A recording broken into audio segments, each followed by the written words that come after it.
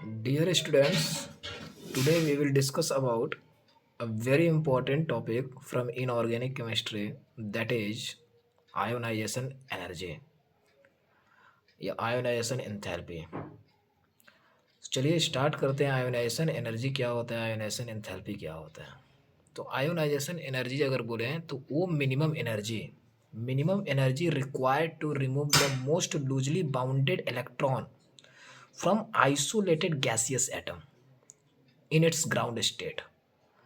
अब इसका मतलब क्या हुआ वो समझते हैं। आयनाइजेशन एनर्जी वो एनर्जी होती है कि अगर मान लो कि कोई आइसोलेटेड गैसियस एटम है हमारे पास, कोई आइसोलेटेड गैसियस एटम हो हमारे पास। मान लो कि यहाँ पर एक आइसोलेटेड गैसियस एटम एक्स है। ठीक है बच्चों, कौन सा एटम है? Isolated gaseous atom. अब इस आइसोलेटेड गैसियस एटम से हमें मोस्ट लूजली बाउंडेड इलेक्ट्रॉन को रिमूव करना है। मतलब ये हुआ, मोस्ट लूजली बाउंडेड इलेक्ट्रॉन का मतलब होता है कि वैसा वैलेंस इलेक्ट्रॉन जिसको रिमूव करने में बहुत मिनिमम एनर्जी की रिक्वायरमेंट हो। मतलब ये हुआ कि कम एनर्जी में हम उस वैलेंस इलेक्ट्रॉन को रिमूव कर दें, उसको कहते हैं मोस्ट लूजली बाउंडेड इलेक्ट्रॉन। तो आयनाइजेशन एनर्जी का मतलब होता है कि अगर एक्स कोई गैसियस एटम है तो इसमें से हम वो बाउंडेड लूजली बाउंडेड इलेक्ट्रॉन को क्या करते हैं? रिमूव करते हैं। अब जब रिमूव करेंगे लूजली बाउंडेड इलेक्ट्रॉन को तो वहाँ पर एनर्जी रिक्वायर्ड होगा। तो जो एनर्जी रिक्वायर्ड होता है, जो मिनिमम एनर्जी की रिक्वायरमेंट होती है इस मोस्ट लूजली बाउंडेड इलेक्ट्रॉन को रिमूव करने में, उसी को हम कहते हैं आयोनाइजेशन एनर्जी। तो मोस्ट लूजली बाउंडेड इलेक्ट्रॉन को रिमूव करने में जो एनर्जी की रिक्वायरमेंट होती है उसको कहते हैं आयोनाइजेशन एनर्जी। तो अगर एक्स कोई आइसोलेटेड गैसियस एटम है तो यहाँ से हम मोस्ट लूजली बाउंडेड इलेक्ट्रॉन को अगर रिमूव करेंगे तो यहाँ पर इसका एक कैटायन बनेगा एक्स प्लस, जो कि गैसियस स्टेट में होगा, और यहाँ से इलेक्ट्रॉन रिमूव हुआ। ये जो इलेक्ट्रॉन रिमूव हुआ वो कौन सा इलेक्ट्रॉन है? Most loosely bounded electron. और इसी मोस्ट लूजली बाउंडेड इलेक्ट्रॉन को रिमूव करने में जो एनर्जी की रिक्वायरमेंट होती है उसको हम आयोनाइजेशन एनर्जी कहते हैं। आई उसको कहा जाता है। आयोनाइजेशन एनर्जी का ये डेफिनेशन हुआ। आयोनाइजेशन एनर्जी का मतलब क्या हुआ, फिर से रिपीट करते हैं। वो मिनिमम एनर्जी जो रिक्वायर्ड होती है मोस्ट लूजली बाउंडेड इलेक्ट्रॉन को रिमूव करने में। और मोस्ट लूजली बाउंडेड इलेक्ट्रॉन कहाँ से रिमूव कर रहे हैं? आइसोलेटेड गैसियस एटम में से। जैसे आइसोलेटेड गैसियस एटम हमने क्या लिया है? एक्स लिया है। तो यहाँ से वो मोस्ट लूजली बाउंडेड इलेक्ट्रॉन को रिमूव करते हैं तो उस मिनिमम एनर्जी की रिक्वायरमेंट होती है, उसी मिनिमम एनर्जी को हम क्या कहते हैं? आयोनाइजेशन एनर्जी कहते हैं। तो ये हुआ आयोनाइजेशन एनर्जी। यहाँ पर जो इलेक्ट्रॉन निकला, ये जो एनर्जी हुआ, ये एनर्जी क्या हुआ? एनर्जी एब्जॉर्ब हुआ। तो यहाँ पर एनर्जी क्या हो रही है? एब्जॉर्ब हो रही है। आइए नेक्स्ट स्लाइड पर हम थोड़ा और डिस्कस करते हैं आयोनाइजेशन एनर्जी के बारे में। जो आयोनाइजेशन एनर्जी आई होता है, इसको हम हमेशा मेजर किस में करते हैं? गैसियस एटम में। Always measured in gaseous atom.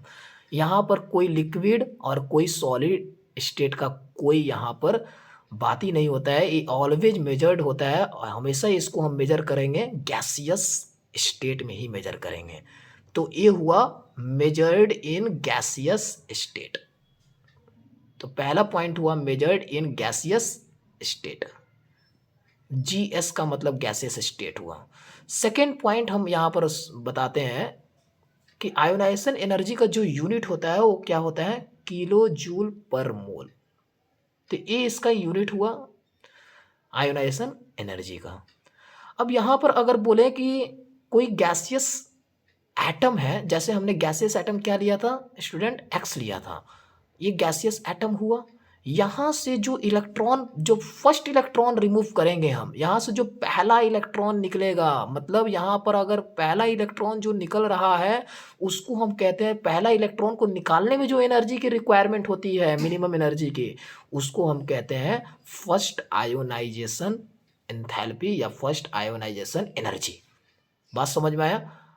First ionization energy का मतलब हुआ कि जो फर्स्ट इलेक्ट्रॉन यहाँ से रिमूव होगा उसको हम कहेंगे, फर्स्ट इलेक्ट्रॉन को रिमूव करने में जो एनर्जी की रिक्वायरमेंट हुई उसको हम कहेंगे फर्स्ट आयोनाइजेशन एनर्जी।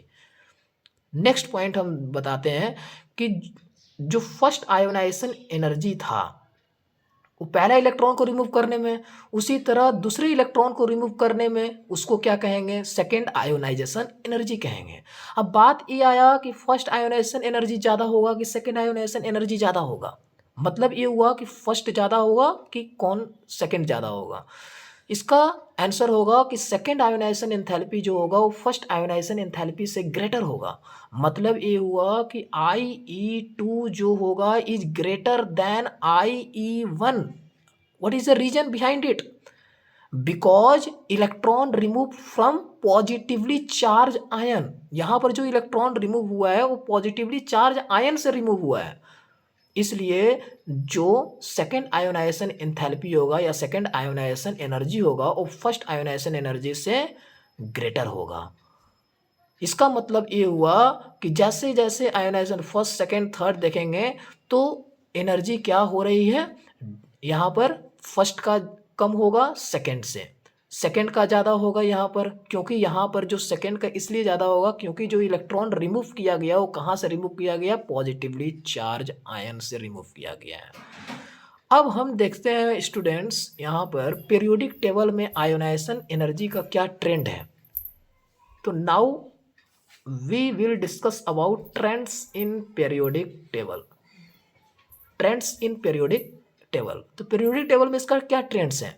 मतलब ये हुआ कि अगर हम पीरियड के अक्रॉस मूव करें, किसके अक्रॉस मूव करें, पीरियड के अक्रॉस अगर मूव करें तो आयोनाइजेशन एनर्जी जो होगा वो बढ़ेगा। मतलब IE का वैल्यू बढ़ेगा कब, जब हम अक्रॉस अ पीरियड मूव करते हैं। जब पीरियड के अक्रॉस मूव करते हैं तो आयोनाइजेशन एनर्जी का वैल्यू क्या होता है, बढ़ता है।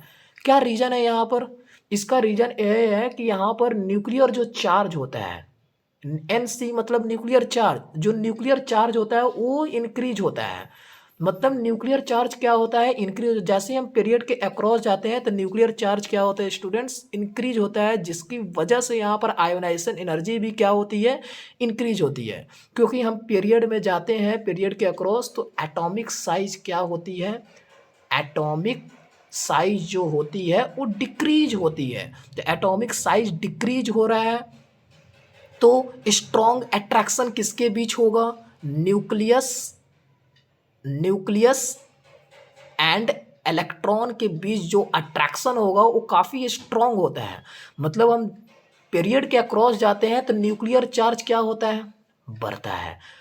जेड इफेक्टिव का वैल्यू क्या होता है, इंक्रीज होता है, क्योंकि पीरियड के अक्रॉस जो होता है साइज क्या होता है, डिक्रीज होता है। और साइज डिक्रीज होता है तो न्यूक्लियस और इलेक्ट्रॉन के बीच जबरदस्त अट्रैक्शन होता है।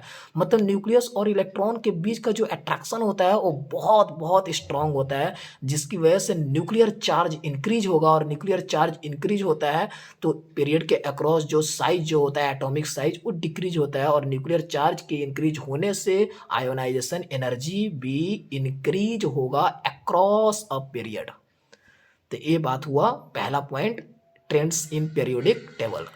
आइए सेकंड पॉइंट देखते हैं ट्रेंड्स इन पीरियोडिक टेबल में।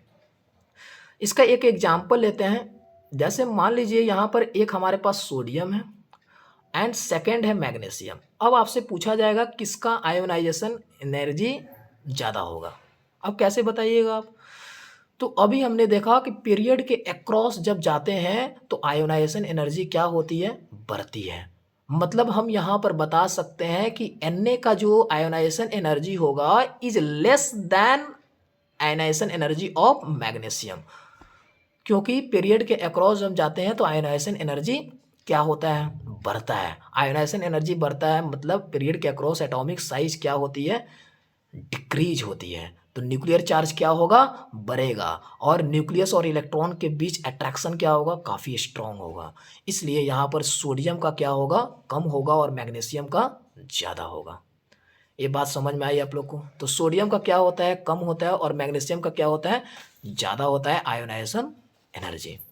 ये हुआ पीरियड के अक्रॉस। अब आयोनाइजेशन एनर्जी हम जानते हैं अक्रॉस या ग्रुप में जाए। अब सेकेंड हम क्या देखेंगे, ग्रुप में इसका क्या ट्रेंड होता है, आयोनाइजेशन एनर्जी का ग्रुप में क्या ट्रेंड होता है। जब ग्रुप में हम डाउन जाते हैं मतलब ग्रुप में हम जब नीचे जाते हैं डाउन अ ग्रुप, तो IE का जो वैल्यू होता है, आयोनाइजेशन एनर्जी जो होता है वो डिक्रीज होता है। मतलब ग्रुप में जब नीचे जाते हैं तो आयोनाइजेशन एनर्जी क्या होती है, डिक्रीज होती है। इसका मतलब ये हुआ सर कि ग्रुप में जब नीचे जाते हैं तो एटॉमिक साइज जो होता है, क्या होता है, एटॉमिक साइज जो होता है वो इंक्रीज करता है। मतलब एटॉमिक साइज बढ़ेगा, एटम का साइज बढ़ेगा तो आयोनाइजेशन एनर्जी क्या होगा, घटेगा। मतलब आयोनाइजेशन एनर्जी और एटॉमिक साइज का जो रिलेशन होगा वो इन्वर्सली प्रोपोर्शनल होगा। मतलब ग्रुप में हम जाते हैं नीचे तो एटॉमिक साइज बढ़ता है और आयोनाइजेशन एनर्जी घटता है। अब एक एग्जांपल लेते हैं इसका ग्रुप में। यहाँ देखिए स्क्रीन पर एग्जांपल यहाँ पर मैं लिख रहा हूँ। जैसे एक हो गया सोडियम, लिथियम और एक ले लिए हम सोडियम, ठीक है। अब पूछा गया यहाँ पर किसका आयोनाइजेशन एनर्जी ज़्यादा होगा। तो ग्रुप में जब हम नीचे जाते हैं, अभी हमने जैसा कि बताया कि ग्रुप में डाउन द ग्रुप जाते हैं तो आयोनाइजेशन एनर्जी का वैल्यू क्या होता है, घटता है, और एटॉमिक साइज क्या होता है, बढ़ता है। तो यहाँ पर हम कह सकते हैं लिथियम का जो आयोनाइजेशन एनर्जी होगा वो सोडियम से डेफिनेटली ग्रेटर होगा। अब यहाँ पर एक एक्सेप्शन होता है, चलिए एक्सेप्शन यहाँ पर देखते हैं, क्योंकि इनऑर्गेनिक में एक्सेप्शन ही तो बहुत होते हैं। एक्सेप्शन हम देखते हैं बेरिलियम एंड बोरॉन। तो बेरिलियम एंड बोरॉन का क्या होगा, होना चाहिए बोरॉन का ज़्यादा, लेकिन होता क्या है, बेरिलियम का ज़्यादा। मतलब आयोनाइजेशन एनर्जी हम बात करें किसका, आयोनाइजेशन एनर्जी बेरिलियम और बोरॉन का देखें तो बेरिलियम का ज़्यादा होगा और बोरॉन का कम होगा आयोनाइजेशन एनर्जी। ऐसा क्यों होता है, क्योंकि बेरिलियम में जो होता है वो फील्ड 2s2 इलेक्ट्रॉन, मतलब ये जो s का इलेक्ट्रॉन होता है, s ऑर्बिटल का जो इलेक्ट्रॉन होता है वो फील्ड होता है, कंप्लीटली फील्ड होता है। और एक कंप्लीटली फील्ड होने की वजह से यहाँ पर इसकी स्टेबिलिटी काफ़ी ज़्यादा हो जाती है, और इसकी स्टेबिलिटी ज़्यादा हो गई तो यहाँ से इलेक्ट्रॉन को रिमूव करने में ज़्यादा एनर्जी की रिक्वायरमेंट होगी, और ज़्यादा एनर्जी की रिक्वायरमेंट होगी तो वहाँ पर आयोनाइजेशन एनर्जी भी बढ़ जाएगा। मतलब बेरिलियम का यहाँ पर क्या होगा, आयोनाइजेशन एनर्जी बोरॉन के कंपेयर में ज़्यादा होगा, क्योंकि यहाँ पर बेरिलियम का जो s वाला इलेक्ट्रॉन है वो कंप्लीटली फिल्ड होता है। That's why ionization energy of beryllium is greater than boron. अगर वीडियो पसंद आए तो अपना कमेंट सेक्शन में अपना सजेशन दीजिए। Thank you so much, thank you students.